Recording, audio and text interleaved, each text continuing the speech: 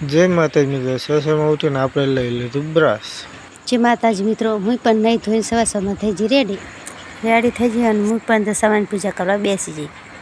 પૂજા કરીને અમે પણ આરતી તરણ ચાલુ કરી દીધું અને પછી મેં બનાવી દીધો મસ્ત મજાનો ચા બનાવીને તરત જ મેં એને કેટલીમાં ગળી લીધો અને પછી હું બેસી ગયો ચા પીવા. ચા પીને તરત હું બહાર નીકળ્યો અને બહાર નીકળીને જોયો તો વાડીનો આવો મસ્ત મજાનો નજારો દેખાતો. પછી આપણે પહોંચી ગયા કોમ ઉપર જઈને તો સૌથી પહેલાં તો સફાઈ શરૂઆત કરી દીધી. સફાઈ કર્યા બાદ તરત જ માતાજીને દીવા અગરબત્તી કરીને પછી આપણે ચાલુ કરી દીધી ઘંટી ચાલુ કરીને આપણે દળવાનું ચાલુ કરી દીધું. દળતા આપણને વાગી ગયા હતા 12 વાગી ગયા એટલે આપણે પાસે બાઇક લઈને નીકળી જાય ઘર તરફ જમવા અને પોકી ગયા ઘરે પોકીને બપોરે જમવા બેસી જાય. અને જયરામની મમ્મી પણ જયરામને જમાડતી હતી અને જમી લીધું. અને પછી જમી લીધું હવે આપણે ફરીથી બાઇક લઈને નીકળી જાય આપણે ઘંટી તરફ જવા.